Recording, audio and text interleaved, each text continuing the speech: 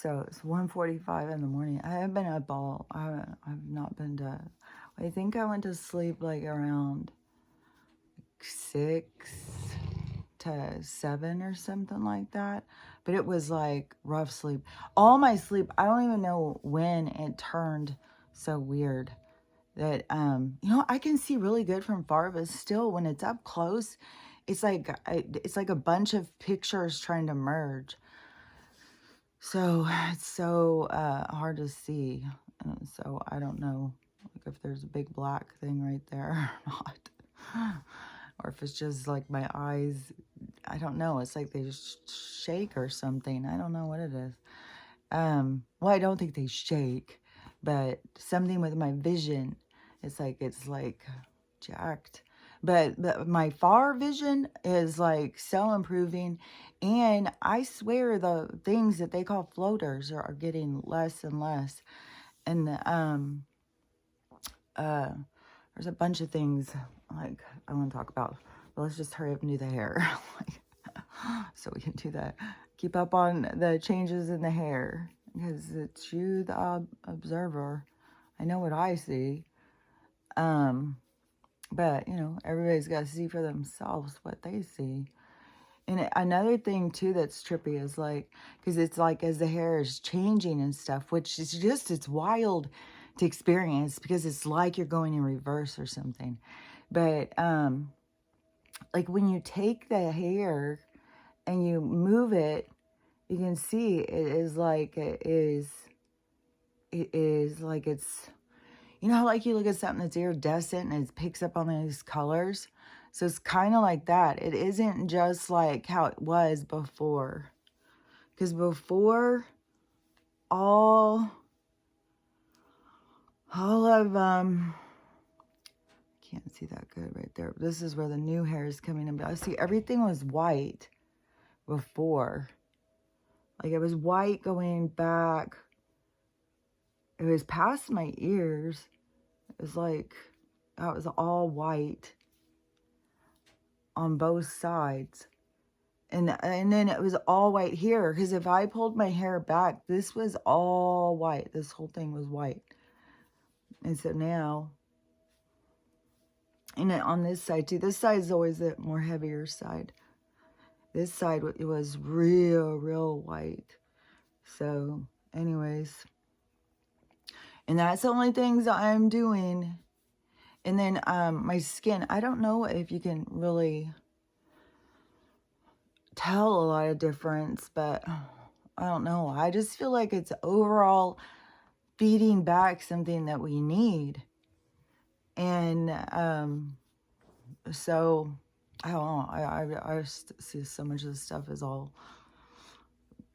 I just like, we created it because they told us. This is the part to me, like we create aging and loss and all this stuff because of what they tell us, when really it's our disconnect from ourselves. Because like I said, if like when I was 30 years old, the first time I saw a gray pube, and I would have been like, oh man, I got a mineral shortage. Jeez, I gotta get on that.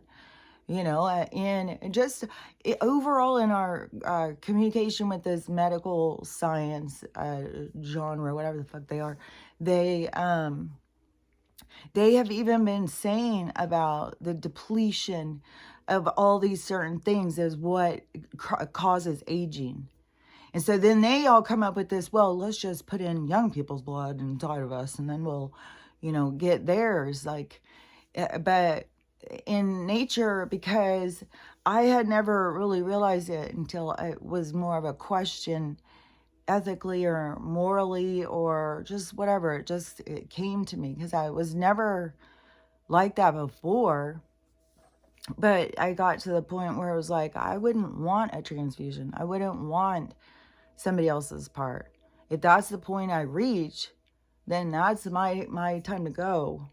It's like, I don't want that. And that is, I don't know, there's a religious group that believes like that. I think Jehovah's Witnesses or something. And see, this is a thing too, because I wasn't in the religious, I was an outsider.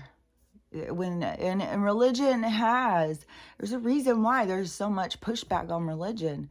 And religion has been such a part of control. And these people who are so judgmental and so phony, that they have been the masters.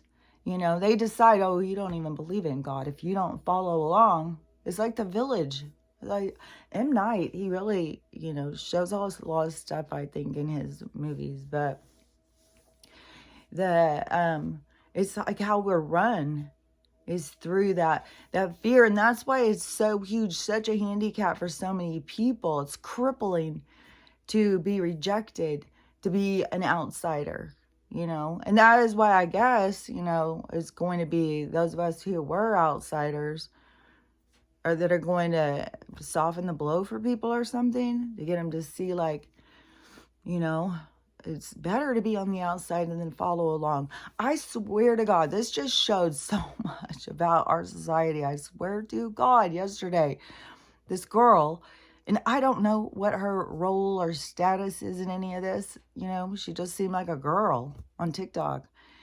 And she starts talking about everybody is going black and white. All Taylor supporters are going black and white. And she starts doing all this name dropping of these people. I don't know, like Justin Bieber, Haley Bieber. I don't know. Those names I just heard. But, that age kind of, like Kylie Jenner kind of people. And, because it's all about Taylor Swift. Everybody's doing this Taylor, like, all support, like, and so this girl has no idea what's going on, but everybody's doing it. So she's saying, so are we supposed to do it? Should we do it? Are we going to do it? I was thinking about doing it. What do you guys think? I should do it? Because what but everybody's always asking all the time, well, what are we doing? What are we doing this fall? What is the trend? What are we going to do? Who are we going to follow? It's like, come on, guys. Like, why? And that is how there's always this hard sell. Oh, you need this. Follow me. You need this. You need this. It's like this whole world is built on that. It's built on that relationship. This consumer follower relationship. Always wanting what someone else has. Never being satisfied. Never liking yourself. It's like this creation. But it is, the challenge is to the recognition, to see for yourself, to understand, and to look at things differently, to make changes. Because, when you just aren't, like, how are you thinking for yourself? You're just like, what are we doing? They're doing this, so I'm going to do this because they're doing it. It's like, I think some of this stuff is happening to show people this stuff, to show them their own tendency to just follow, and this has been in so many studies. There's one I had seen recently, and it's like they fill a waiting room, and then they have another person come in, and then a buzzer will sound or something, and then everybody in the room will stand up, and so then they'll all sit back down. And then it will happen again, and they'll all stand up, and they'll all sit back down. And so they'll do this to see how long it takes this person to start doing it. Even though they have no idea what's going on. They just follow along just because. They do these studies all the time. And the majority of people will just start following on. And I just think that, that before the minority, where we were outcasted, now the minority's opinions are going to have more value. And plus it's important to not just follow, but to show, to help develop your own individual unique self, because it's in there. It's just like it's been trained or handicapped to be dependent on the fear, or the it's like this necessity to push back rejection. So this people-pleasing tendency to try and fit in with different people and different groups. It starts in almost at high school. I was picturing elementary school, so I don't know, or somewhere in there. But, the first time when somebody, is standing in a group and they start doing something and they don't agree with it, but they just continue to stay with the group because they don't want to feel rejected by the group. They don't want to be picked on. They don't want to look like a weirdo. They want to be the outsider. So, it's a whole thing, and not, and it's always like, because you see, like, you see those things and you think like, well, see, those lessons were there and they could have learned those lessons. But just because the lesson was there, it's like, it's hard to explain, because it's like, the lesson can be there, but that may not be when you learn it. That's like the seeds. Like, seeds are planted all the time through life. And you don't have to just learn it the first time it happens, because there's already all this set. But it's not all this like, just in case. It's always because it's always was. That's the way it was always going to be. So there's no reason to sit there and kick yourself and think, well, oh my God, I should have seen that then. I should have done that then. That isn't have to do with your soul plan, your soul lessons, your soul's journey. It has to do with, others. So other people who were learning those lessons younger, there's a purpose to that. And then when the other people learn it and they have their seeds to pull from, that gives them the impact that they need in their trajectory of their lesson plan. So everything is so perfectly intertwined. You're not supposed to learn something just because, 10 other people in the room learned it right then. That doesn't mean that you missed that lesson. People learn when you're supposed to learn. And people get all up their own ass when they think like, but everything is by design. Everything is perfect. So you learn when you're supposed to learn. Your lessons, the things you learn, the things you notice, the things that stand out to you, the interactions you have, it's all destined. It's all perfect. And it all is in alignment to what you are there to experience. And the interactions, it's like the interactions that you have with people energetically is kind of like a fucking volleyball, or not volleyball. I was picturing not racquetball. I was picturing badminton or something, because it's more gentle. It's like more gentle than tennis, but it's like determined. It's like, it's set. Like you can't waffle, but it takes strategy, it takes skill, but it's like a lot more softer. It's like softer. And, but that is what all our interactions are like, as we go through life energetically. It's these like bouncing off kind of situations.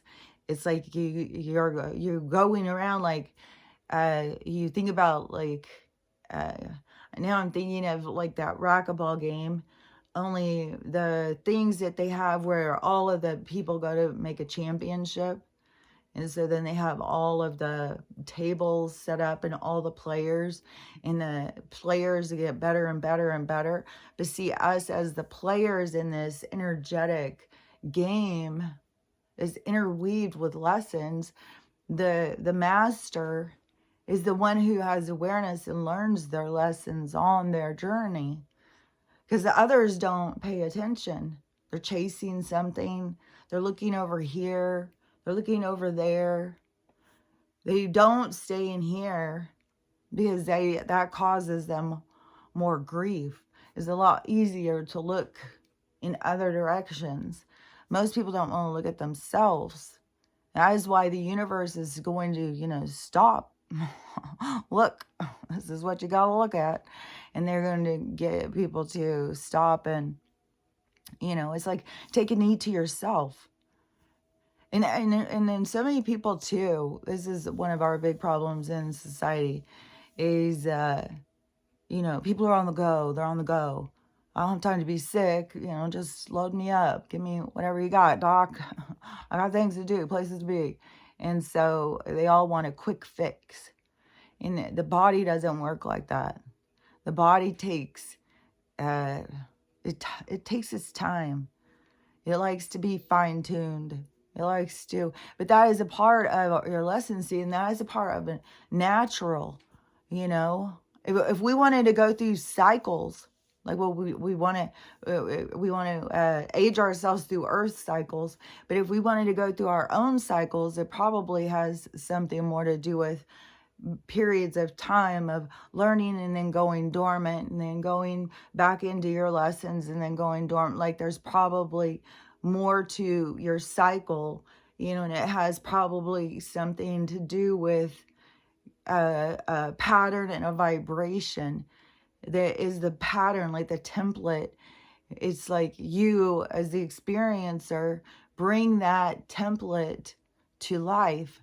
That is you as the creator. And that is where the people of this planet, how they preserve the concept of existence in the necessity or needing a God-like being over them. But see, it's a dependency, and you see it. It's so heavy in our society right now. And I think it's because it's the breaking free from it, you know. But that is the creation of this God. But there has been so much with the people who were the Christians, the, you know, the holier than thou people, that they, and that's what gave the whole bad thing to conservatives and stuff, like as liberals. It was the, you know, this control over, and it's always been this group of people, and it really always has. I mean, that's like, I mean, we can't deny that. Just like the stuff that people have to recognize with the blues and the Z's, you know, and, you know, the blues, they've got to wake up to the fact of how, you know, they were used, you know, for an agenda of a scapegoat. Like, you know, well, these people get away with anything because they had the worst thing happen in the whole wide world. Well, isn't that so strange that that worst thing that's happened in the whole wide world is presently happening, but it has also happened throughout history, over and over and over again. One group over another group. How do they get this big fucking story? Now the whole thing even is like, Anne didn't even exist, I guess. Like, I don't even know. Like, and how much, you know, that story is just like Greta. Like, who knows? You know, is she a robot? I don't fucking know. Are they just making clones, putting them out there? There's some weird stories going around now. Like, people are having interactions on the road at their door. Like, one was a DoorDash driver, and he wouldn't open the door. He was freaked. He was watching at the peephole, and he was like, it wasn't human. It was like, he's like, I don't know what the fuck. And it happened with a woman too. And she was in her car looking over at somebody, or some kind of weird interaction. And she was like, he was not human. And that's the thing, is like, you know, there's, you know, not everybody is. There is other kinds of creatures and beings and stuff all around. This is like it's a supernatural world. And it's kind of like, though, you know, it was always there, but people were so tuned into this other frequency that they didn't see, didn't have any awareness. So those other beings could just go around, like, and do whatever they wanted. And then I don't even know, like, I don't know, like, shapeshifters who want to become door dashers or something. Like, I have no idea. I have no idea. I have no idea if it's just like, you know, like the white hats or whatever, they just opened the doors of Area 51 and told them, go out and have some fun. Let's like wake people up. Like, who knows? Like, there's no telling, seriously, at this point, what the hell. I think, too, you know, down in Texas, because, you know, when you're making threats like that, you'd think there would be a lot more, you know, activity. But it's just another one of these slow, like, well, yeah, you know, I'm really going to do something. It's just like, it's all just a bunch of drama. It's all just to get people just to wake up and pay attention. Just constant motherfucking drama. It's like, I just want this stuff to hurry up and move us forward. Get us out of this rut. Get us into, I mean, especially in this dead of winter that is like fucking ice age cold. It's supposed to be like in the mid 40s or something. It's still like a foot of snow. It's like igloos. And there's so much snow everywhere. And it's so, I don't know. Everything is weird. I went to town yesterday. Because, oh, for one thing, it is, our road is shit. Our road was horrible. But I had been doing my driveway and stuff. So I was like, I bet you I can get out and go. Nobody's going, you know, like we're not having, like the bus isn't, like nothing's going. There's been a UPS guy went 2 of the days and the mail people. And I was like, fuck, they just go on, fuck, don't care. But I think the mail people, they skip your mailbox. If you have snow, so I think they skipped a lot of people's mailboxes because nobody was going out and fucking right then. It was like we were right in the middle of the storm. So, because you know, you can see out there where the people's mailboxes and the mailman won't get out. If you don't, and I learned this in Spokane storms, if you don't go and shovel your things so they can pull up to your mailbox, they won't stop. They don't have to. It's in their contract or whatever. So anyways, I decided to go to the store and go get water. Just went out and did a bunch of stuff. And plus I was just feeling kind of antsy, you know, like, fuck, I gotta get out there and see what's going on in the world. And so, it was just weird because, it's just like right away. So I'm driving and the roads are dry. There's snow the whole sides.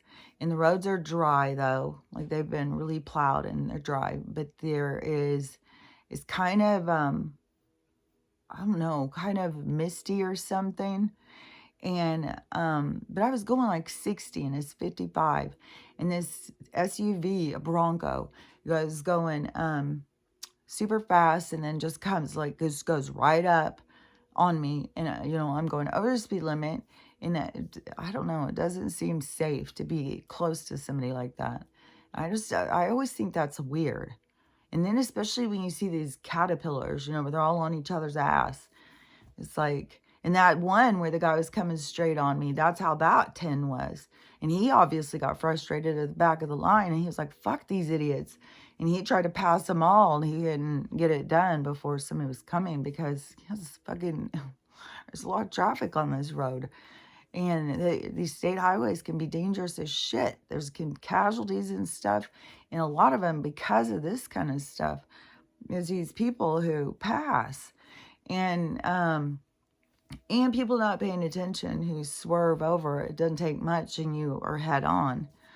So, in Spokane, we have one, the 395, and it is notorious nonstop people being killed in head-on collisions. And I'm sure every place has them. And I'm sure every fucking city don't give a fuck because that's, you know, it's part of their game. It's like ka-ching, ka-ching. It's just part of the little game. They just sit up in their thrones. It's like they're playing their games. Like we're their live action video game. So, anyways, take a deep breath. So, I keep getting so wheezy or so tight in my chest. And last night I was so motherfucking uncomfortable. I was trying to go to sleep and trying to go to sleep. And even in that period of time, like from 6 to 7, I think it was, fuck. Yeah, I feel certain because we were sitting there, like I was, most of the days I'm up all day long until, like 6. And, but this day, I don't know, I have fallen asleep. Oh yeah, I still got to finish that story because because the guy's going so slow behind me, or he is on my ass, like I'm not going fast enough, and I'm going 5 miles over, and so then he passes me, and then he starts going like 70 or something. He was blasting, and I was just like, oh my God, and you got turns and stuff. Like these are windy mountain roads, and I've seen like this one another one to leave the other direction out, where we were driving, because me and my daughter, we were driving down to go to town, and a car that was coming from the other way, so it would have been coming head on, it flipped and turned and landed in the ditch. There's like a little tiny ditch, like where the water runs next to the road, that forms like a little ditch. It's not even like a place where you could pull off or anything. The magic in some of these wrecks, like I swear, babe, came and jumped over so it didn't cause anybody else, but whatever it did, he flipped over a whole lane, flipped upside down, and landed over in the ditch. I was like, oh my gosh, how in the hell? And it was like going around a turn. And these people, they go so fast around some of these. It's like, I don't know. Maybe they get too cocky. Because I feel confident when I'm driving, but I don't get to like that kind of thing. Like when you're driving, especially where it's like, there's just the feel and the look of the roads being bad. When there's snow everywhere, it's kind of misty and dark. And the sky was wild. And then as soon as he passes me, then another car coming towards me, then he starts passing somebody, the same thing. I just like put my brakes on and just stopped. The other one, I was no time. That guy was like, but this one, I just put my brakes on, and then he went, and I was like, oh my God. Like, what in the fuck with people? So I went and got my stuff and got back home or whatever. And so I was just like, man, and then the little market, because I didn't go into the big grocery store. I went up to, it's like the rest of these, the ones out by me are like gas stations that make them into grocery stores. So it's like mini grocery stores. Like I would guess they're like a bodega or something, like everything you can get, but it's more expensive. And then if you drive further, then there's a grocery store, but it's still a small grocery store. It's like independent owned. I don't know. There could be another one. What is it? Nugent's Corner. So I don't know. I think it's independently owned. It's like the gas stations. And so it's a little bit cheaper and you can get more stuff, but not a whole lot more. But it's definitely, oh my nose is itching. This is the harassment I have felt all fucking night. Just nonstop. Like something is poking, and it is weird. I don't know what the hell. Okay, now, I don't know. So let's try to crawl out of my nose or something. I wish if these fucking worms would just crawl out. Because right now I feel like I'm being harassed too. Like, is it like, I don't know. Are we having a different moon thing too with this cycle? And it's making like the parasites. I've been up eating cookies too all night. I'm fucking starving. Stella wants me to feed her. She's been eating treat after treat after treat. And then I started thinking, Jesus Christ, is this a parasite? Like, how much fucking cleansing do you have to do to get them the fuck out of you? Like, every day I take stuff. And then even yesterday I took 2 charcoal pills because I was just finished doing the paste. And then I was like, fuck. How in the hell? So I don't know if I buy onto this This all hunger is just parasites. Oh yeah, and somebody on that one video about the stomach growling, because I was up all night eating cookies and then laying there trying to go to sleep, so I could see what they're talking about. That's like a different kind of thing. After you eat, when your stomach starts making all this gurgling, and it's like trap doors opening, moving the food, then the gurgle, go, go, go, and then trap door open, like your peristalsis as it moves through, and you hear all of that gurgling. That's different than what the stomach growling. The stomach growling is like when you haven't eaten. You haven't eaten in a long, long time. And your stomach starts growling and it feels like it's eating itself and it hurts. And, you know, that's different. And that guy, like, I was always wondering, like, fuck, is this parasites? Because you have a whole group of people who say that that's parasites. All hunger is your parasites. You never get hungry. It's just your parasites. And it's like, these fuckers run me. They run me, man. Oh, like, fuck. So then I was like, so that fucks with my head. And then, when it was, that guy was saying that it is your body trying to like eat it. It's like the process of like when they say in the fast, when your body starts eating its own cells. He's saying that that's what that is all about, that the growling is good because, and I don't even remember all the stuff he was saying, but anyways, there was somebody in the comments, you know, who, you know, I don't know. I don't know. I mean, most people are who are always positive and friendly and stuff. And it's kind of trippy because I feel like I took this empty space and I created a space for us to all have a space to come to, you know, to share information, to give support to each other, to, you know, make connections, to learn, you know, like we've got this space here where we can come, like a safe space, you know, like some of the stuff you hear, it makes sense when you, or, you know, a safe space, a place where we should be able to come and interact and talk freely. And I still don't understand the people who feel motivated to just come in and be negative and hateful. And you can always tell too, because then when they try and just attack you physically, especially, whatever, the other day, like, you're old. I was like, you must be young then. Like, I don't know.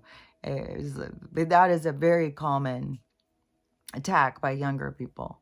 They think like that's the worst thing that you can be. It's like, oh, you poor thing. Well, how's aging gonna go for you? I wonder. When are they gonna get their life expectancy up to like 30? As soon as they start, their looks fade and they're being so poisoned, how can they not? As soon as their looks fade, their skin's dried up, their hair's falling out, and it's like, fuck, who wants to be alive? It's, you know, their whole thing is just a creation of their little droids, their little hairless, sexless, mindless, genderless. And then the people who try and push that agenda on it's like that we're all supposed to conform to that. It's like, but you don't understand what you're trying to request from us. You don't know who you're following. You don't know who you support. You're the one who needs to wake up and do a little research. You know what I'm saying? It's like there's a lot of them who don't realize like what the hell's going on, you know, because the social justice warrior button was pushed, and they're out there just trying to, you know, create social change, and it's all so manufactured and manipulated and turned in the direction they want it to be. And I think that seems like some kind of energy coming to the surface. Like it seems like stuff is being said purposely to, you know, to be like that ridiculousness, to get us to understand like, oh, they've been doing this all along. This is the shit they do. And it seems like a lot, you know, the politics and stuff, like, and that has got these people, that's why I think these people are going to get so twisted. It's like, well, I say this, no, that, because it's just going so fast. And they're going to get so twisted up. And then it's got to be that they get so twisted up, it just frustrates them. And it's just like, they're fucking done. They're just fucking done. Everybody's got to reach at a different point. And everybody's got to go through it in different ways. And, But you just, you bounced around where you're just like fucking done. Like, done. I'm done. And, you don't want to keep chasing the carrot. You don't want to keep, following the crowd when they don't even know where the fuck they're going. They're just like, who's leading who? Well, that's why they put those fucking, what do they call them? The institutionalized keeps coming to my head, but that's what it kind of does to society. Influencers. That's what the influencers are for, to lead the pack.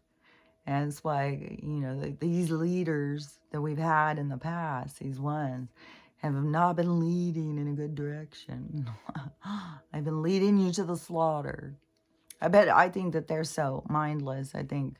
I mean, probably all those Kardashians just fucking clones and shit. Who knows, where their original consciousness is. Who knows how much of the consciousness, like, I don't get, I know that the stuff that they can do is far beyond what we can understand. And, they've kept us in the dark. They've kept us, like, it's so funny. They say, oh, we're going to go back to the dark ages. What?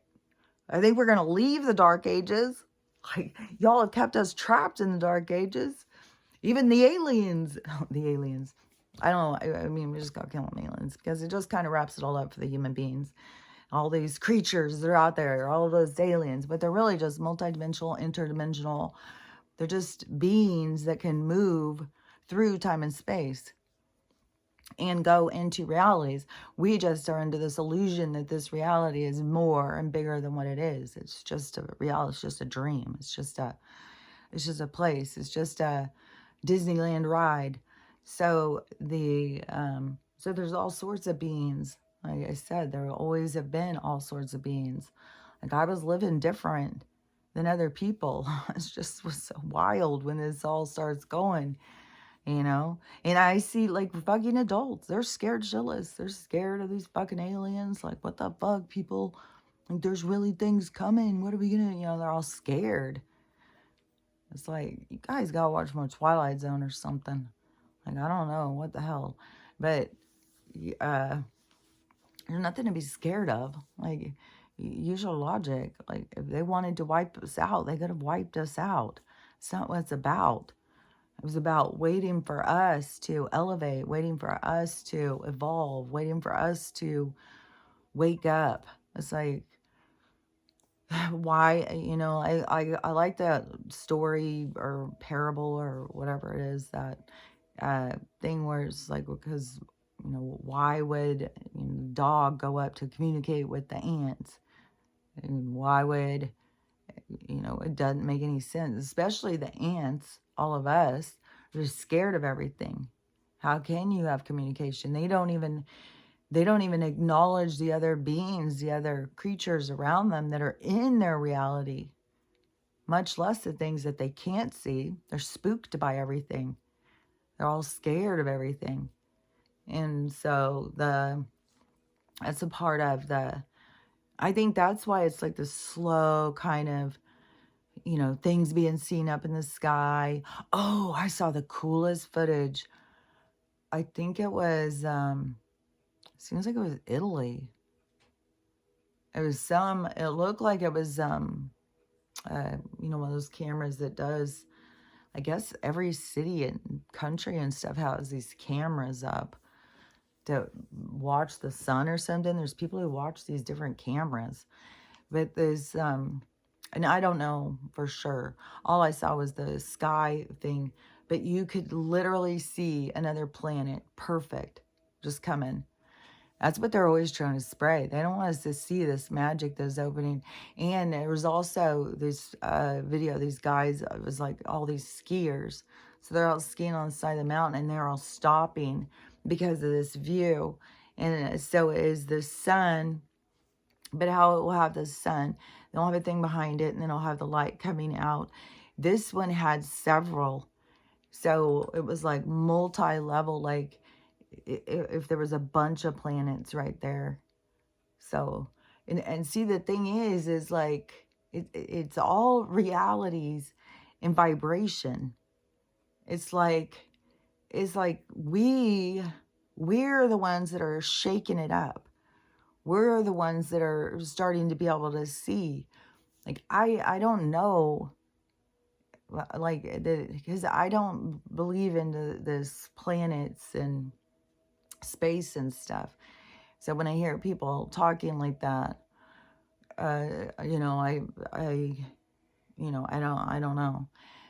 So I don't know, because to me, if something is moving around, then it would be like some kind of a spaceship or something. Like how they even said, like, the moon was an old abandoned spaceship. Nibiru thing is supposed to be some Anunnaki spaceship. Like, and some of these spaceships are like fucking planets or something. They're like whole worlds inside of them. That's probably just like, well, I don't see. We're not on that. We're on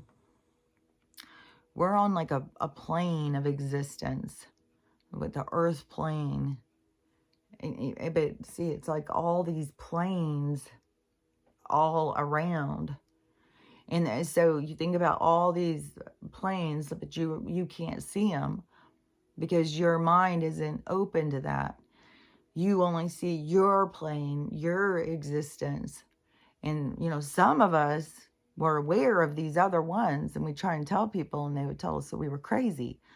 I cannot fucking, it just keeps going in my head of how often I would tell people, you know, aliens are real. Like, I talk to them. I've been talking to them since I was little. People always think you are so crazy. And then all the time when I was younger, telling people what they would say and stuff. And people just don't listen. They just think, like, you're imaginative, I guess. And then plus I was always zoning out. I was just thought to be, you know, this zoned out, like, living in the fairy world or whatever. I can't think of the words. I'm super tired. I feel like I need sleep. I feel like I need to sleep. And it was like, God damn. It was like something kept doing things to me. Couldn't get comfortable. Kept hearing something. Where I was like, is something crawling around inside my ear? Like, what the hell? Why do I keep hearing this sound over here? Oh, and this horrible thing. Don't make this mistake. I swear. I'm mad at myself I did. And I keep thinking, is this, did this do something to my mind? And that's why I can go sleep? Fuck, I don't know. There was some TikTok and it said, how high a frequency can you hear? And so it just starts moving and the number starts going up and it starts going. So, it's kind of intriguing. Like, how high can I hear? And so it's going and going and going. And it starts to get uncomfortable, but you can still hear it. It's real uncomfortable for a long time, but you can still hear it. I could hear it almost to the end. It was like only a tiny bit. But once I could hear it, once it goes, it's like it just goes out. You can't hear anymore. And, but my ears and my head were hurting. And then, and I feel like my ears, I still hear it really loud. And then even when I tried to go back, because I was like, was that 125,000? I think it was like 12,300 or something like that. Because I was thinking it was like 120. I don't know. It goes fast. So it's kind of hard. And then I thought, well, I'll go back real quick and see. And then going back, I couldn't hear. Going back, and I was like, oh my God, did that just fuck with my ears? Or is it something how, like, but frequency is used to fuck with us. And I swear to God, even on some of these stations with these binaural beats and stuff like that, you have to, when you put them on, you have to listen to how it makes you feel. You can't just automatically, especially these ones where they say, just soothing sounds and stuff. Like, I have put some on and noticed that you start feeling like you're sick. You start getting a headache. You start feeling anxious. So, and I think that it would not surprise me at all. But there's agencies that have some of these stations. And that they know that people just follow along and do whatever. And they would just sit there.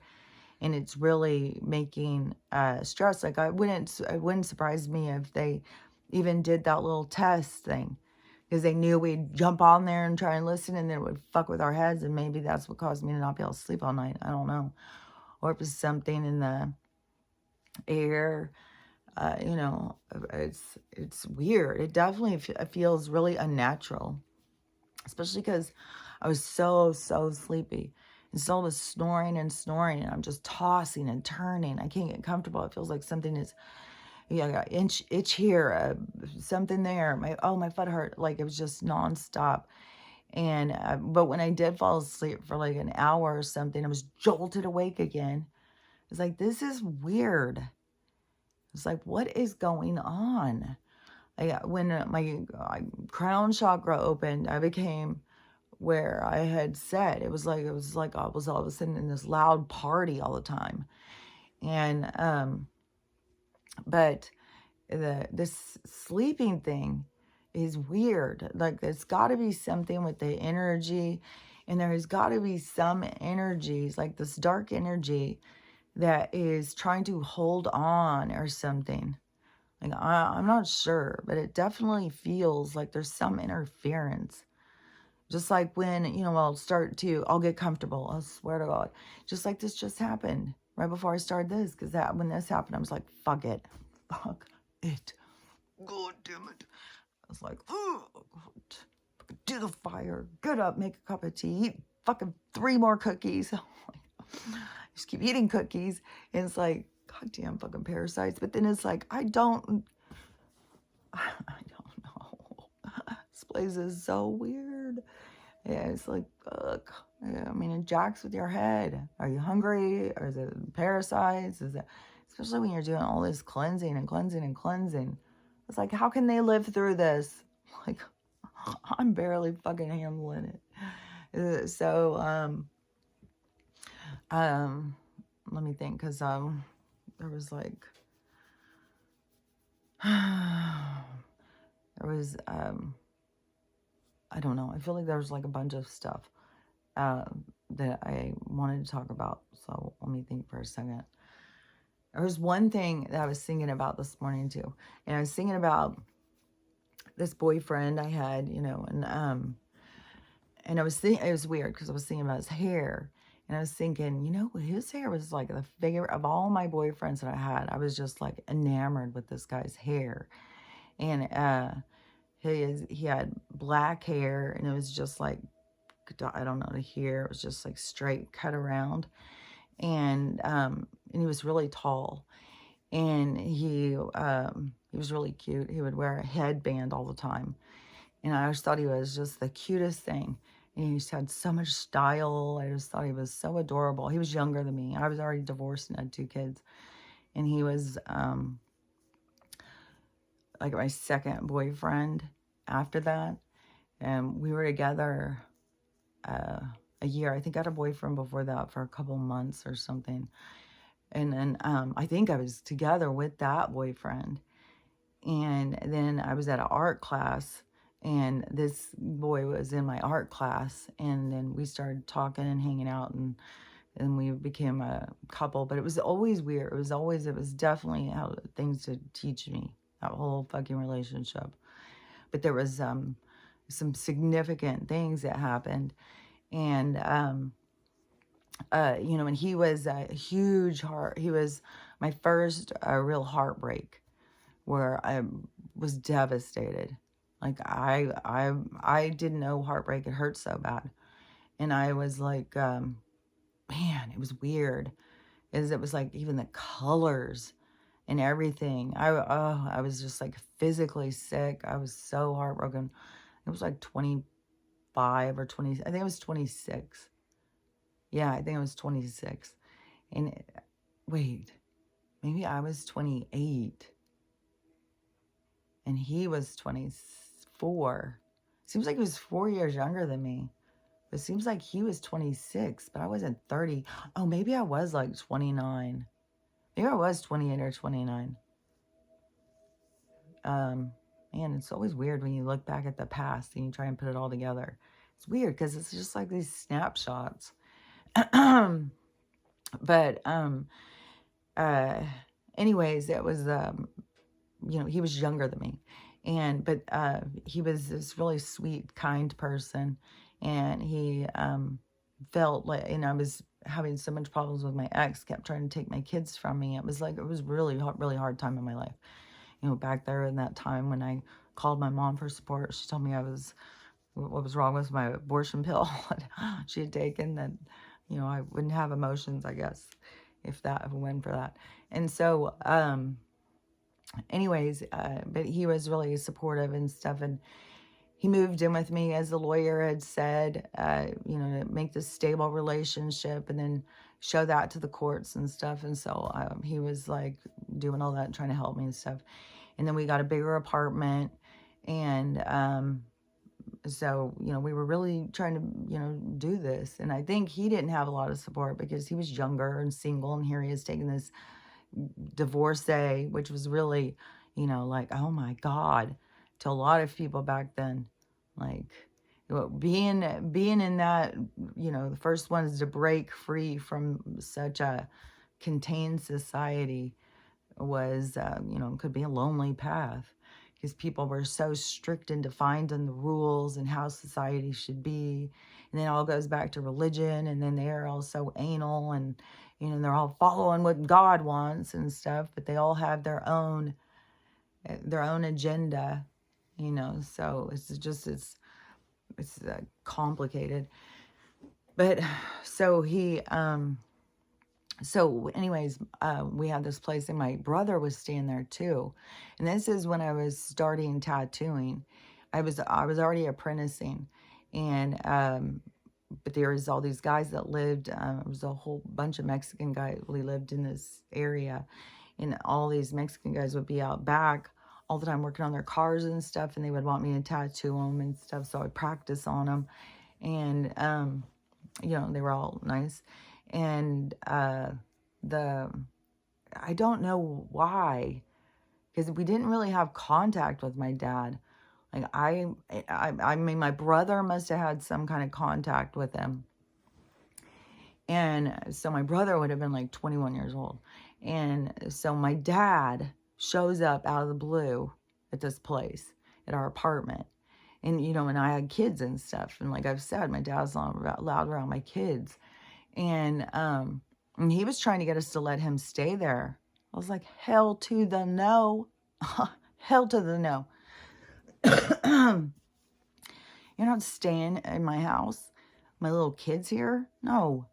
And I was like, there's no way. And he had to go get a hotel. That was a big old fucking thing. And I was like, no way. No fucking way. And he would come there during the day. And then him and my brother were going out in the garage and working on his car. And my dad, I don't know what was going on in his life. I don't know why he suddenly left Texas and showed up out here in California. And I hadn't been talking to him or anything. And like I said, I'm not sure. I don't really remember. I'd have to ask my brother, why, how did he end up there? It's weird. So, but he would stay over there and hang out with my brother. And they have this 442 or some GTO that they were working on in the garage. And, but he would drink all the time. And so, and he was becoming friends with the Mexican guys that were out there, because they were all out there working on cars. So, and my dad's like super friendly like that, and all drunk out there to, let's all drink together, And so, and my dad was just like that. And so, but my dad would have to leave. He couldn't stay there. He couldn't spend the night. Even when he started being like, well, I'm running out of money. I don't have nowhere to go. I was like, that's your fucking problem. You're not fucking staying here. There's no fucking way. Hell no. And I don't remember, because this is, like, I have got there's definitely where I can look at my own self and see where I have had some times where I've lost my my control over my anger, and I've done some stuff that I'm not proud of at all. And I did it to my dad and to my stepmom, and they were both drunks, and they would both just push me to the fucking edge. And whatever it was, I don't remember, because this is why I even started this story, because this boyfriend who I was just so enamored with, I just thought he was the coolest, man. And my dad was there, and so he had come home from work. Paul had come home from work, and my dad was there. So my dad, being the master manipulator he was, started, getting Paul to think about, like, why am I here? Why am I with this? Why I could be, like, I don't even know what all my dad said, but he went and packed his bags and he left and went home because he had to think about this relationship. He didn't think it could go further. I was like, man, and immediately when he had left me and went home to his parents' house, his friends were all cheering on, had him set up that night. I think within a couple nights had him set up, and with this other girl, and they got together and have been together, got kids, they've been together ever since. And, what's meant to be is meant to be. But it was a devastating thing to me. And I was so mad at my dad. So mad at his manipulation. So mad at just stepping into my life and thinking, you know what's best. Thinking that you can do whatever you want. And then manipulate and try and put pressure on me that you're going to come here and spend the night. Like, creep around my fucking house with my fucking kids in the house. No fucking way. And I was like, remember, I fucking know you, dude. And so anyways, we're sitting on the couch, and I don't know what the fuck he was saying. This is the only image. This is the thing. Is like, you will haunt yourself. Your behavior is the behavior that will always be the thing that you'll remember. And I don't remember anything other than I jumped up, like, on my knees over him. I was strangling him. And he says, like, he was just surrendering to the strangle. There's no fighting back. Just kill me. I deserve it. And I was just so fucking pissed. And I was yelling at him. And I did that to my stepmom before, too. She was, I don't know, some kind of bullshit she was giving me. I was like 16 then. And they were always just drunk and fighting. It was just always chaos. And she was always just... oh, man, it was just so fucking ridiculous. And she was really tiny. As I was, I kind of towered over her. As I was 5'9.5", and she was 5'2", I think. And whatever she was saying, she was more, I was like a stick person, and she was, but still, like, sometimes I don't know where I get my own strength from, but because I went up to her and I grabbed her by the throat and I held her up against the wall. I think I might have taken her up off the ground. I'm not sure. And I was yelling at her, telling her she was, out of a garbage dumpster. I was like, oh, God. So fucking cruel. So fucking mean. Those things that we do just, kicks us in the ass. It's like, God, you'd be so horrible and hateful and nasty to somebody. And, but anyways, that's where I was thinking about that this morning, that my dad had, caused that breakup. And that was like my first big devastation, heartbreak. I didn't think I would get over it. Like, I seriously was like, how do you get through this? Like, this is the worst thing I've ever felt in my life. Oh my God, I couldn't get out of bed I swear, it seems like I was in bed for a week crying. I was so devastated, and it was weird because it was like, I knew then heartbreak had more to do than just love, because I knew I didn't love him to that degree, even though it felt like this such a loss, but I knew there was more to it. I knew it was more complicated, but still, your life journey is where you learn this stuff.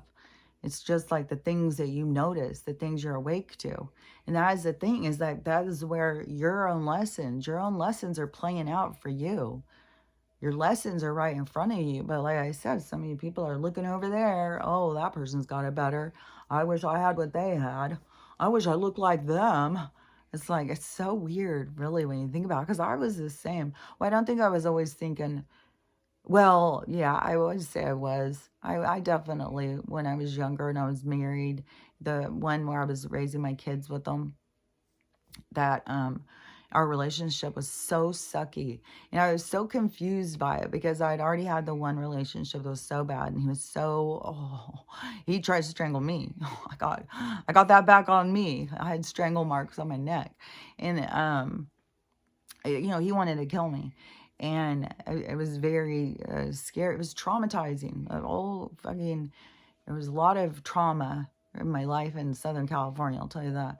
And then, but I couldn't leave because that's where he lived. And, if you want to get divorced from somebody, don't get divorced where they live. Unless you have a lot of, family or some support system or something there. Because it can be very, very difficult. It's a hard life. It's a hard life. And so that was hard. But then when I finally, was over with that one, see, it was easy to think, oh, it was just him. It was just him. I'm perfectly fine, But then I did notice, because then, I was going and I did go and have a bunch of different boyfriends and was going out, going to Hollywood and partying, and I was having a lot of fun. I was doing, but I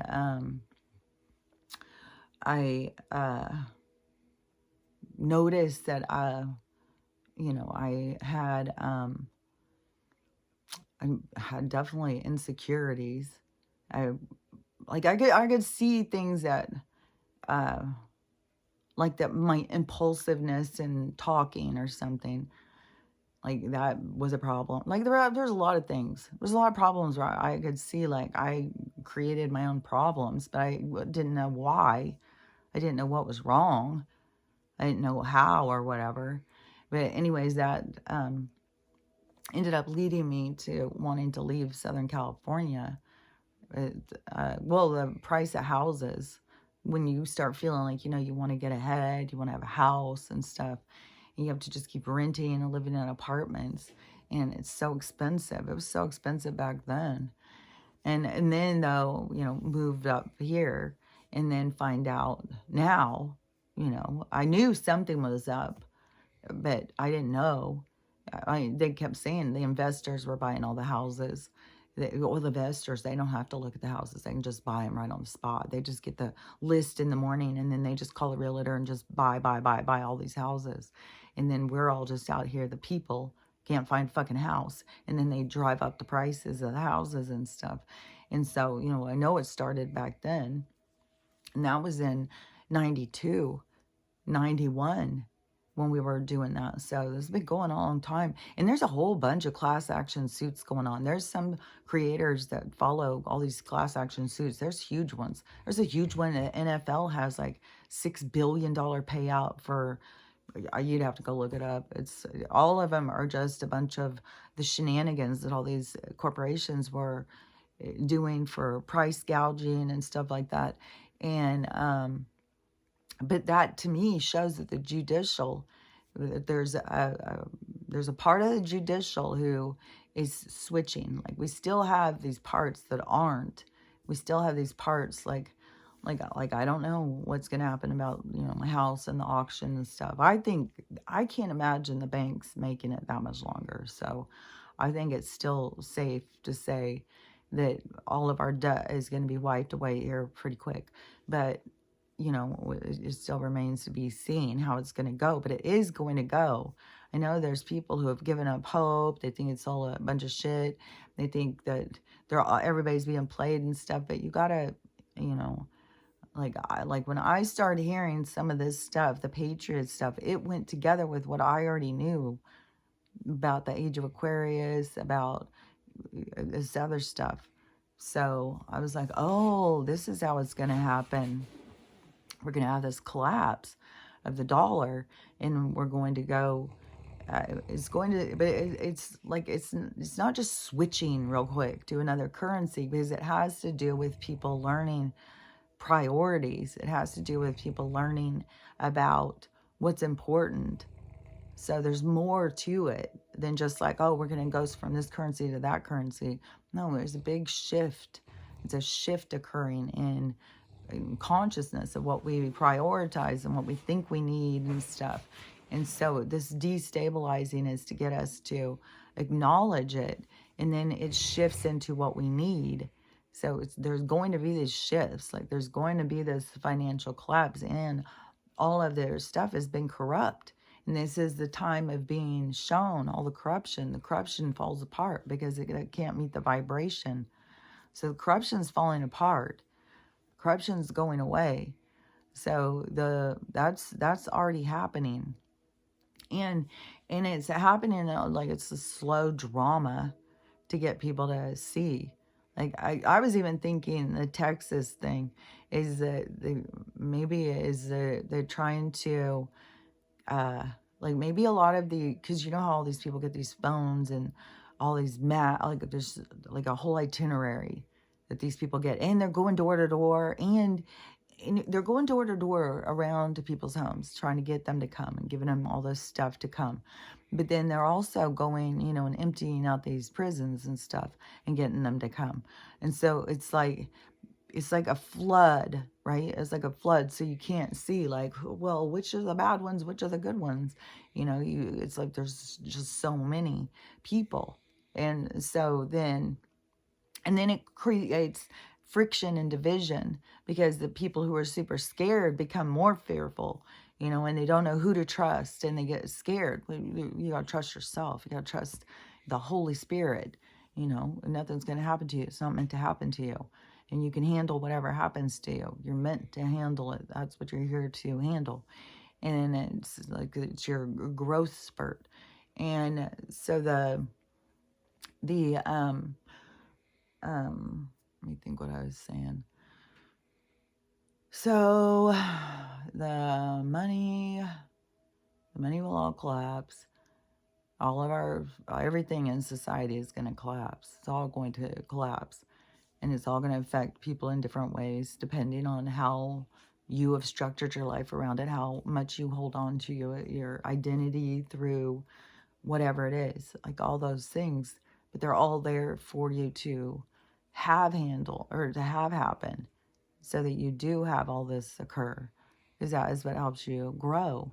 So it's all part of it's all part of the plan. It's all supposed to go this way. Oh yeah.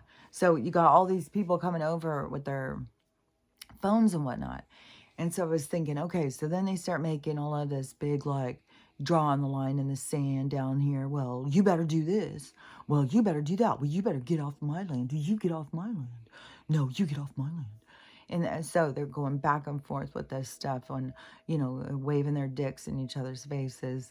And you got a lot of people hanging on every word. And I was thinking, that could be a way, though, to draw out certain people. Like, we don't know what their keywords are. Like, if there was keywords that would be sent out, or if there was a certain thing, like, well, because we all get this stuff. Like, the Patriot people get this. Well, when you hear the storm is here, then you're going to know that it's about to go, the EBS, it's about to go, lights out, and all this stuff. So all those people could be having like, well, when Joe says this, that means this. So go here, go there. And then if you have a group of people, so if you have 1,000 people all in a field, and then you have the certain group that are told, this key word, go here. And so then this happens, and, maybe they get a call, maybe, whatever happens, they get a text, a beep, or whatever. And so they all go to that place. Well, see, your work is done. And then you're like, oh, there they are. Let's just grab them, arrest them right there. And then you know who's who. Because that's the kind of double agent stuff that is going on, is it's like they're weeding the people out. It's like, what do they, like, use it for snakes or for bees or something? Do smoke or something? But it's like smoking them out. So I would think that could be very well what's going on for these days of like, oh, come on, do something, come on. And then, but I heard somebody else talking about the Nisargosar thing, and they were saying the same thing as what I keep saying, that that is going to have to do with Trump. So we still have the collapse. They can't he's not going to come in. It's going to be set up more of the save the day, I think. Like, look how bad Joe got it, collapsed everything. Because even I saw some little clip somebody was sharing it, because he's out there doing the fucking rally circuit right now. And so I saw some clip, and he said, we're on the verge of a financial collapse. It could happen at any moment. And so when that, he's always saying that because it's all this build up to get you to recognize, like, look at this guy, he's fucking everything up. Look at him, he's fucking it all up. So it's to try and get everybody to keep recognizing, look over there, look over there, look over there. And so to pay attention as to what's happening. So it will collapse, and it's going to take everything down, and it's going to be dramatic. Like, everything they fucking do is dramatic. So some, dramatics with the banks and stuff, which at this point now, you hear stuff, it's like, fuck, is this happening right now? Did this happen last week? Like, things are so, and I know it feels like anxious, uncomfortable, like, but really just relax into it, because it's going to start happening everywhere. Like, your bank won't work, and so it's all kind of preparation, so you don't freak out. So you'll see when things start falling apart, and that's when you get to start being like, oh, okay, now it's going. And so it's going to go different for a lot of different people. And I know there's a lot of people who have given up on it. And they think it's all a psyop. Everything's a psyop. You can't trust anybody. And that has got to be a scary place to exist. And I know that, right now, there is a lot of bullshit with the money thing. Because there is the two systems. One system is still... like, to me, it's like, I am not going to give them any power. I'm not going to give them any of my acknowledgement. Nothing to this government or any of that kind of stuff. Like, I have the awareness when I go out into their streets, and if I use their things, that, if I have a car that I want to drive around on their streets, that, there's an expectation to be in their system. So then there's an expectation of insurance and stuff, because even though we are waking up and stuff, we're still participating in their system. We're trying to kick and scream and say, oh, we don't want this, we don't want this. And that on the micro macro is happening, but it's not happening in our immediate for each and every one of us. Just like Whatcom Valley or Whatcom County is sitting there sending me stuff saying that they're going to auction my house in March. And, the courts, but then I know that there's this a group of the courts that are like, all these big corporations are losing one after another, these giant cases of class action suits, huge ones, where everybody can go and turn in and get $50 here, $100 there. It's just the beginning too. It's just it's the collapsing, it's the corporation collapse, it's them, but it's like they drain themselves through their greed, through their nonsense. So it's their own, the demise is from their own greed, their own insatiable need, to control us. It's like their aspect of evil or something. They're so heavy in that evil, in the dark, and we're moving out of the dark. The dark is, the light is shining on the dark, is showing it. The light is shining just by talking about it, just by noticing, just by saying, hey, see what I see? Look over there. It's shining a light on the dark. Then people can't, now it's noticeable. Now you've noticed it. Now you're going to tell somebody, and then they're going to tell somebody, and pretty soon we all notice. So it's no longer in the dark. We all see. It can't stay hidden. And so that is the shift in consciousness. So it can no longer be in the dark. It is like the, because it's kind of like the parasites to me are the micro macro. And this whole thing with the parasites, it's like a whole thing, man. It's like a whole, it's like a whole thing, but it's also micro macro. And it's also much about the dependency and the needing somebody else to live off of, you know, needing somebody else's, not just their support, because it is like, because it's more toxic than that in our society. As people need, it's like they need their self-esteem through somebody else. They don't know how to make themselves feel good about themselves, which I'm telling you, if you want to feel good about yourself and you just feel like, oh, there's nothing good about me. What's good about me? I'm just, I'm just average. I'm just a follower. I just don't have any, it's just like, no, just, you gotta break your programming, for one thing. If you're just sitting there talking shit on yourself, that's your programming. And for another thing, you got to figure out what you're interested in. There's things that you're good at that you probably don't even know. You got to see what you're good at. You got to see what you're interested in. You got to build up on your skills, become good at things that you're interested in. And then you start feeling good about yourself. Then you'll start having good self-esteem. Then you'll start feeling like, you're bringing something to the table. And, before that, you walk around kind of like an empty shell, insecure, feeling like everybody's better than you, like you're not good enough. And, but then, you start realizing like all those people are putting so much pressure on themselves to try and please others, to get accepted by others, because the feeling of isolation or rejection is so overbearing to them.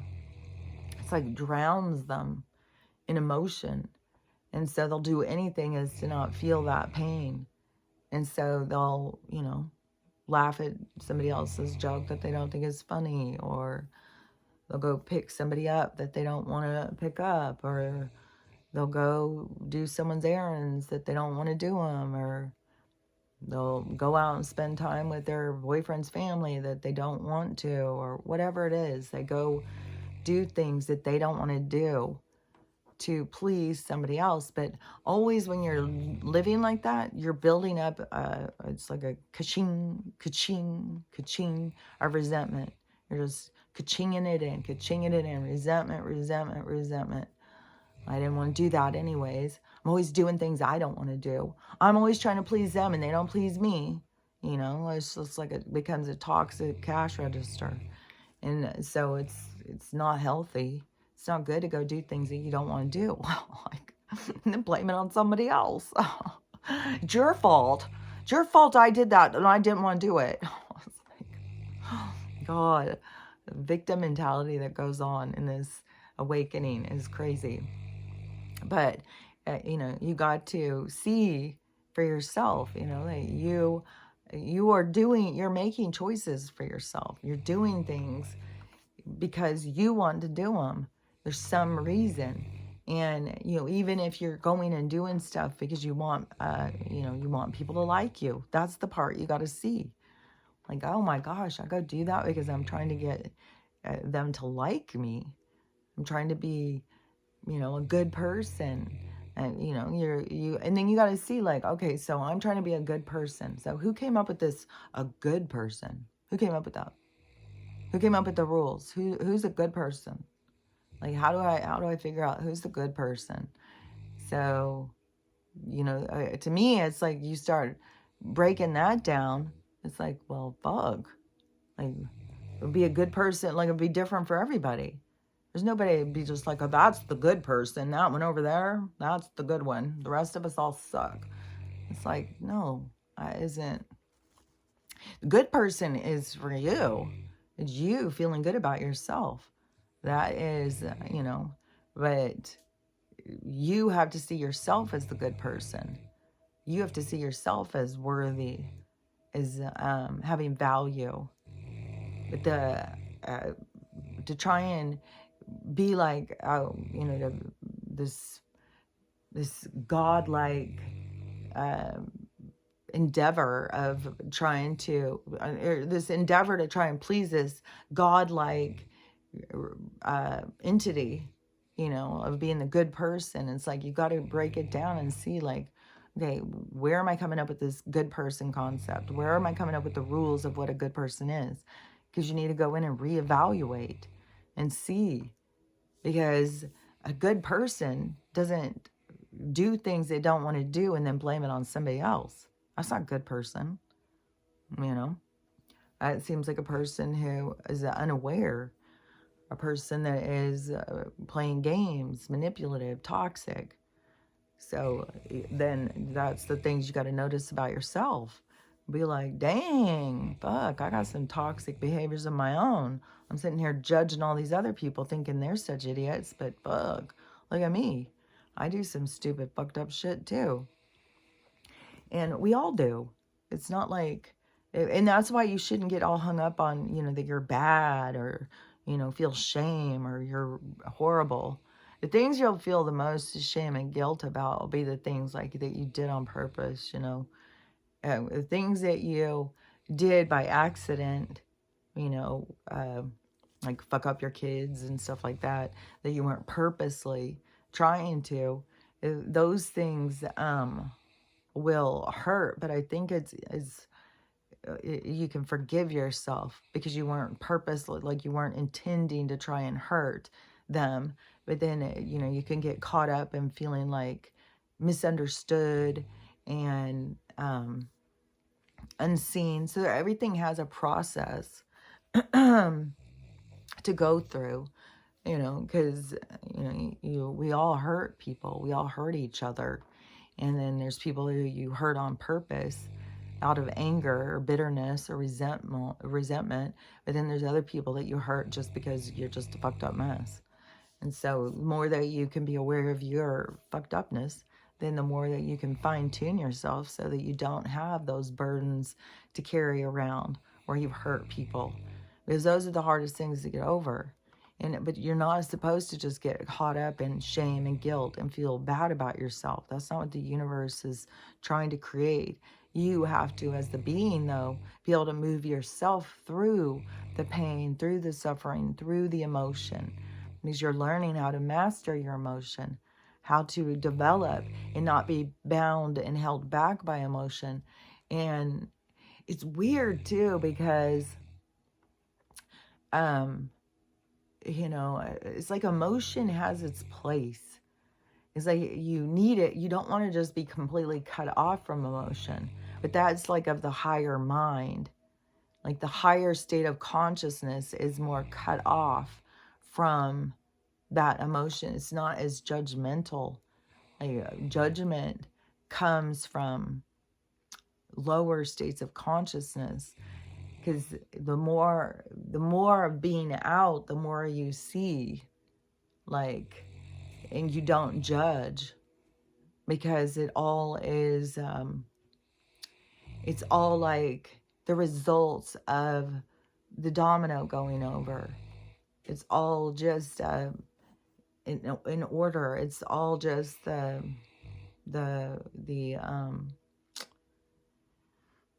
it's the pattern. It's all just the pattern of life. So it's not,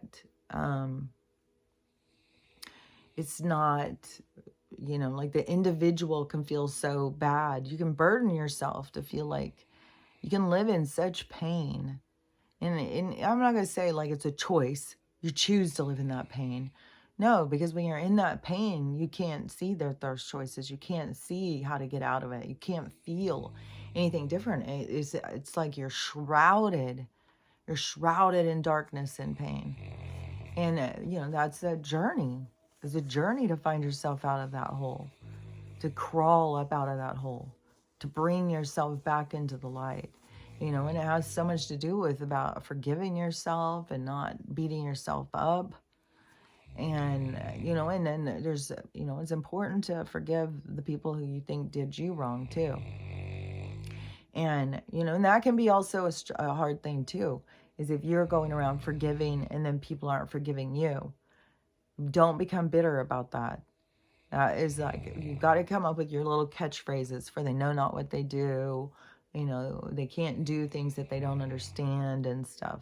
So you got to not have the expectation that everybody is where you are. Just because you're going over that you're crossing that rock on that path. Doesn't mean that everybody else is. Everybody else has got their own journey on their own path. So what you learn and your gain of knowledge is your independence, but it's not where you get all these people like these super spirits who are all in ego, who think that they're better than other people. It's like that right there is to show you that you're not. That's the humbling that they'll go through, because the ones who do think they're better than other people will be exposed. They will be seen. And it seems that so many of them are caught up in ego and trying to put on a performance, to try and put on a persona, what a spiritual person would be. But so many of them, it's just like it's like putting on a persona. It's like, it's not real. And then plus they're all on a script. They all follow a dialogue and stuff. So, and then it's something they all have to wake up to. All these different groups, like all the different groups have so many things to wake up to. And I know that, like there's some obviously people that think like I need to wake up, that I believe in, this age of Aquarius and this freedom and all of that. And, I would say the people who don't, that's because that's not their future. Like, I know it. Like, I can see it. It's in me. It's a part of me. It's what I'm here for. It's the future that I'm here for. So it's shown to me. I can see it because it's my future. So if other people, like, I don't know, because there's going to be the splitting is going to be like, there's a group of people who feel good and hopeful and positive and are, it's a part of them, it's a part of their purpose. And that will be a part of the exposing, like look like you can live like this. And then you're going to have the other group that is all scared, fearful, like somebody on the edge, like they all think like, there's lots of people think like they can do a nuke and stuff. I can't do that. That's why they use these frequencies and stuff. But the frequencies are powerful. The frequencies are very powerful, especially mixed in with chemicals and stuff. But it's all coming to the surface too. Like all these different things about that, about what they've been doing, it all keeps coming to the surface. Like none of this stuff is going to be hidden. And there's going to be lawsuits galore. It's all going to be exposing. There's all these people who are, now you just keep hearing these crimes against either CHILDRENs or HUMAN, humanity. Like, there's certain words that they are always looking for. So those two things I don't want to say in order, because I think that's a big flag. But I think that is, that's what is going on. That's going to be the big thing. And I know it has to do with the peoples who were like disconnected from their souls. It's, that's what's going to be like a big thing about connecting to your soul. Because this disconnect from your soul is going to be, it's going to do a lot of people in. And then there's a lot of people who are like me who tell you, yeah, it's real. Like, it's real. Like this supernatural lifestyle of, being aware, when I go into a store and something is sitting on the end of the rack, that it was just brought there for me. Like I've just lived life so different, and it's so weird, when I talk about and I say things to people and they're always just like, nobody wraps their heads around it. Nobody thinks it's possible. Like, people look at life so different.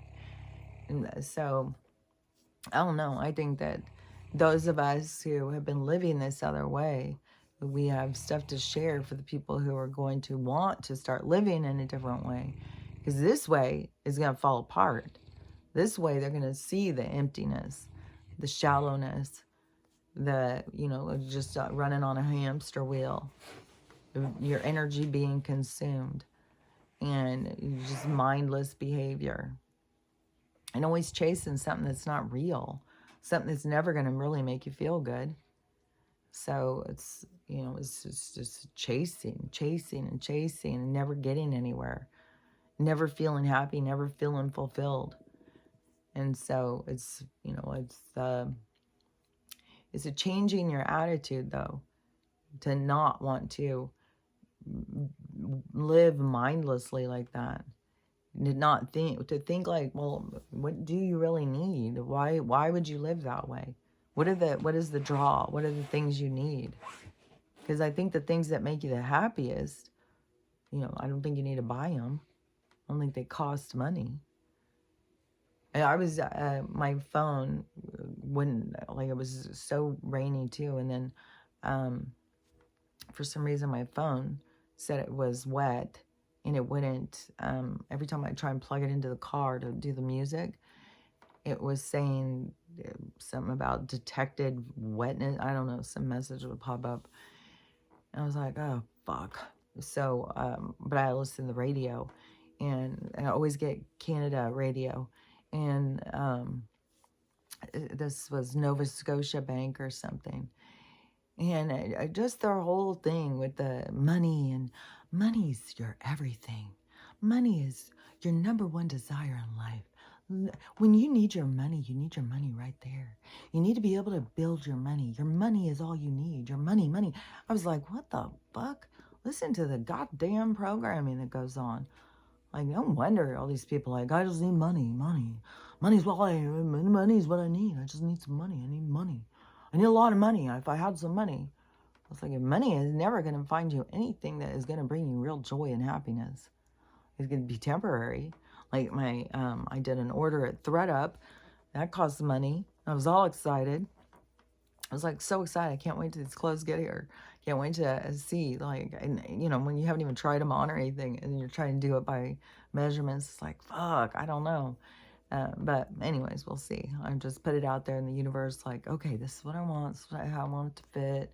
I keep telling it to them so that when they show up, that it fits the way I want it to fit. But anyways, I was all excited about that, right? And then yesterday, one of the items that I really, really wanted dropped off, and it said the person canceled it. And I was like, dang. Well, they probably canceled it because they didn't like the amount of money they were getting, because I had some coupon thing. So I got a coupon, $10 off.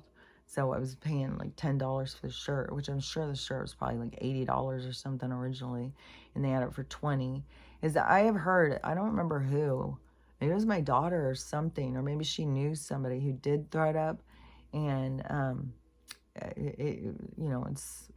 it's fucked. I mean, you're not gonna make money back off your clothes, and you're gonna make more than if you give it to the thrift store. But it's the same thing at Plato's Closet. Like, we have Plato's Closet in Washington, and it's the same kind of resale place. You take your more expensive clothes, your designer clothes or whatever, when you spend $150 on a pair of jeans, you can take them there, and then they'll sell them for $40 or something, or some maybe sell them for $20 or something, but they'll give you like $2. So they give you like two. It's the same thing with this ThreadUp. So all these different places. I'm sure there's some. I don't know. I think that Posh. There's one Posh or something. There's different of these resale places. And they all have different things. But I think ThreadUp, that people don't make any money off of that stuff. It's kind of like the store. The ThreadUp makes all the money. The people selling the merchandise don't. That's typical in all these different third-party agencies. TikTok's making all the money, and all the people with their products. Oh, and I did buy a product, and it's supposed to get here, I think today's Sunday, so I think it's there tomorrow or the next day, but it's a tooth powder. So you find all these holistic, homeopathic people who are making all this stuff on TikTok. And so I bought it out of their TikTok shop, some sort of tooth powder. And it does have something in it, though, that says don't let it be by your dogs. Xylitol. It says it's deadly to your dogs. But I also saw this other one with these tooth tablets. Where I was like, oh, dang, I wish I would have seen these tooth tablets. And they're, I think it's called knob or something. But the chemical is, not a chemical, it's a mineral, hydrochloride. It's a weird word. But these tooth tablet things, they're little tablets. You put them in and then you brush your teeth with them. And they're just this mineral that feeds back to your teeth. So your teeth all start healing. You don't need to go and get fillings filled and stuff. You just need to put these minerals on them. And then there's some people doing this clay packing and stuff. And so that's why I said, like a couple years ago, I'm not going to the dentist anymore. No, I haven't. I'm not going. And I didn't want to go to the doctor. But now, I have this appointment now that got moved to the 30th, as I'm going to keep following that vein, that tunnel until it ends, to move the movement towards getting my implants taken out. And I'm going to, push to see if I can find, just a local surgeon who will just do it like a foreign body, taking out a foreign body. It's like, come on, this is ridiculous.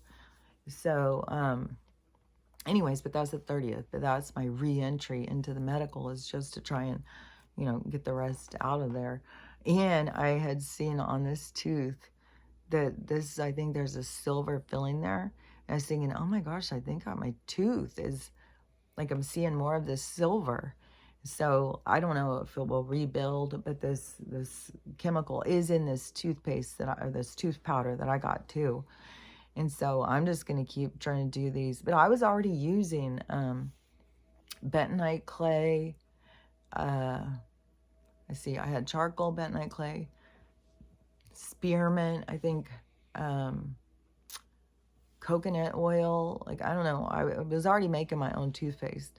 And so I'll probably make some more. But I want to support some of these people, and I want to try other people's stuff, because there's people who, that is their focus.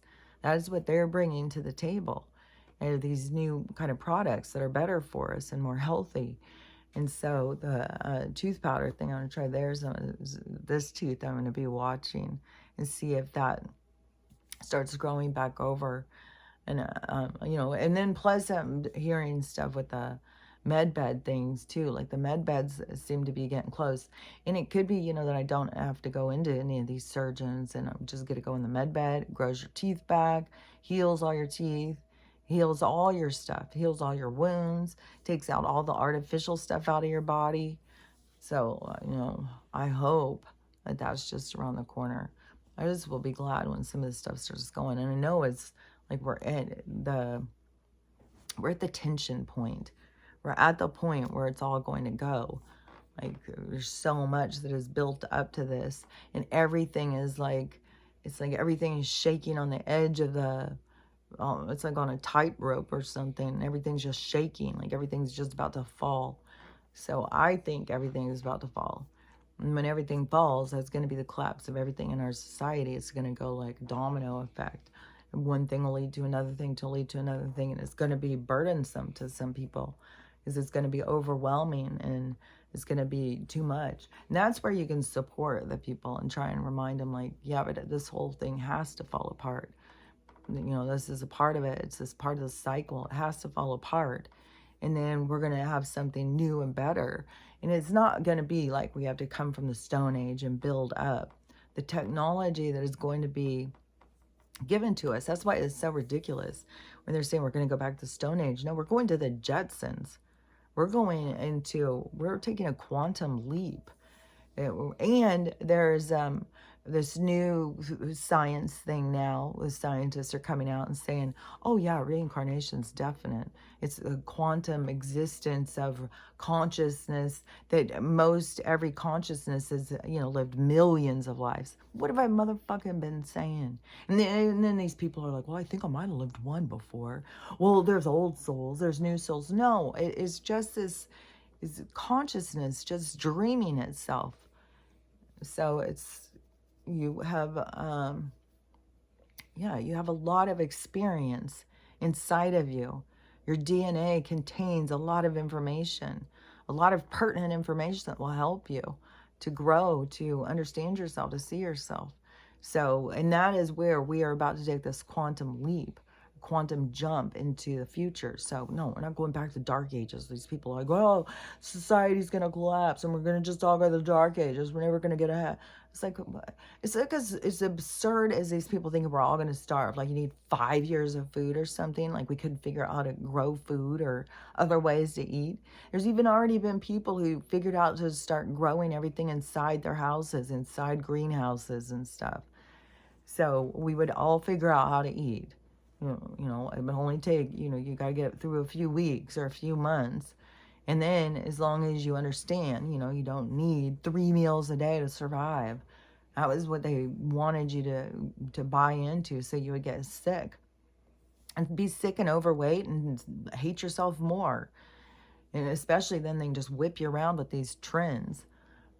These clothing trends, everything. It's just like, they just have people's emotionally, their emotions are just being whipped around and whipped around. But that's where you got to take them back. All this, take back all your emotions. Stop playing the victim. Start taking responsibility and stop letting these people whip your emotions around. Take responsibility for them. Stop. Take a look at life. Look at things deeper and harder. Step back. Get out of your cycles. When you're running around on autopilot, just doing what you think you need to do because that's what, a good person does.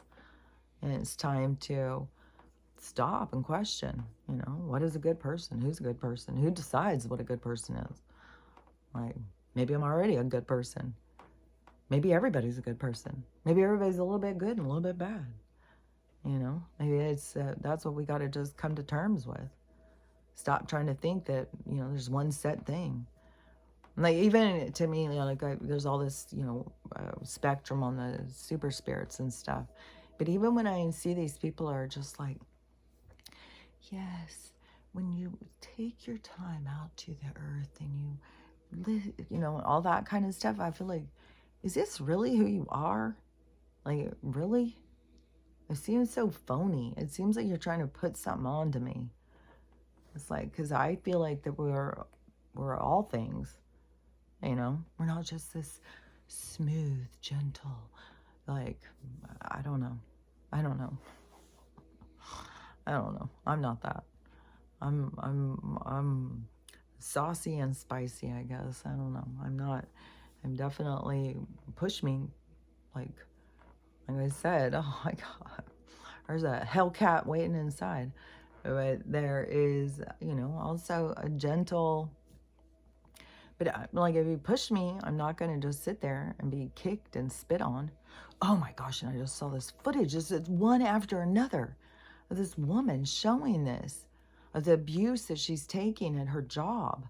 And she works at some house, this old elderly dementia patient who obviously is racist, who does not like dark people, threatens to stab her. She spits on her. She hits her all the time.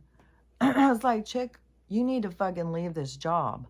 This is not like, this job is telling you to go. It's telling you, go. And it's something about, like, she was doing these videos to try and show the woman's kids how abusive she is. Like, they won't believe her. It's like, that is not a healthy job.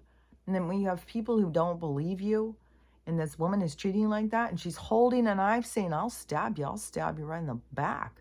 I might just stab you right in the front. It's like, you may be old, lady, but you're fucking creepy. Like, you've got some problem.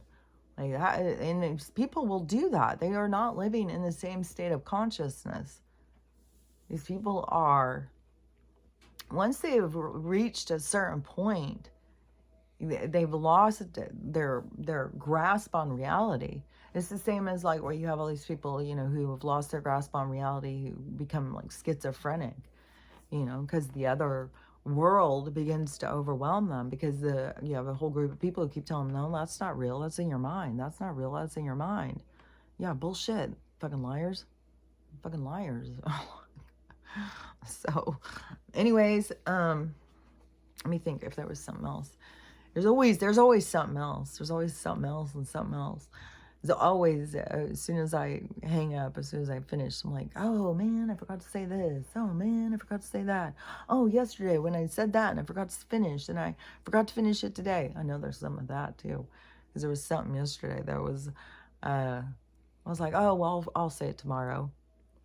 But anyways, today's lesson has completed, whatever it was. So hopefully it helps somebody. So anyways, I'll be back in the morning, and we'll see how this day goes. I'm not gonna stress out. Like I'm not gonna, because I think part of, like, it's us that stress ourselves out. Like, oh my God, I haven't had any sleep. I gotta have sleep. What am I gonna do if I don't have sleep? I gotta have sleep, and then we get ourselves convinced that we can't make it without sleep. So it's more like, I'll be okay. I'll be okay. If I need sleep, I'll just lay down and take a nap. Even if I get like 20 minutes here, 20 minutes there, and I keep getting jolted awake. It's not forever. Anything that is happening, always remember, it's temporary. Nothing is set. It's not going to be just stuck doing the same thing forever and ever and ever and ever. Everything it's in movement, it's in flow, it's in flux. So everything is temporary. So even this hellacious thing, whatever's going on the planet right now, not being able to sleep, this tension, this weird, it's and it may even just be at my house. Fuck, I don't know. Could be fucking Men in Black or something. I don't fucking know. Could be, we've got a weapon over our town and they're cranking it up. And there was a guy in my comments who came in, and it was a really old video too. It was off of the Jinn movie where I had said, look at this. They've got towers and chemtrails right there in this movie. Huh. Isn't that weird? And, as the way of directing society. So, 20 years from now when that movie is played, who knows what the story will be. So, somebody came in that comment, oh, I worked on those towers for 20 years. Really? Those were around 20 years ago. And he's like, oh, I worked on those for 20 years and I've never had any problem with them. It's like, I didn't even say anything. It's like, whatever, dude. And then there's this other video, this is duet thing, or no, a stitch thing. What is a secret that you knew from a job that you weren't allowed to tell when you worked there, but now you don't work there, and now you can tell it? This girl's secret was that she worked for one of the hugest phone services. And when they went and they put in, she worked at the call center, and when they went and put in the tower out at their place, she said every department, every single person was sick nonstop.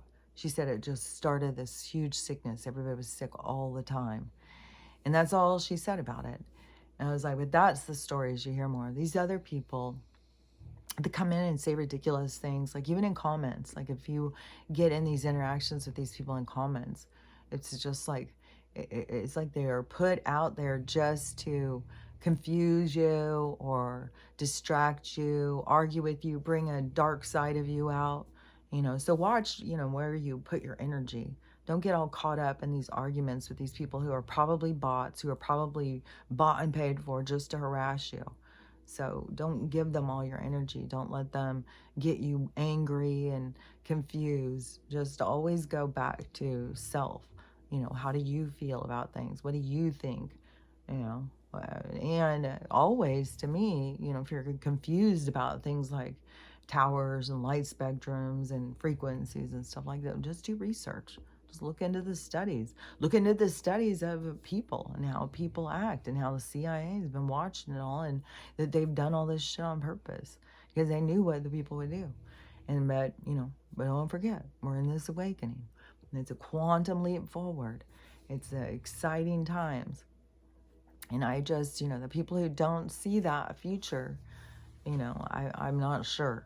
I'm not sure if it's because you aren't here for that future, or if you have got to learn how, I'm not sure. Every single soul has its own thing. I just know what I'm here for. And there's never been, never will be anybody who will convince me to go against my inner knowing. That's just something I've been able to stay strong in my whole life. And I've had some strong people try and force me out of my inner knowing, and it's just not going to happen.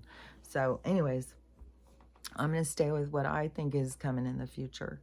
And I feel secure. I feel happy. I feel content.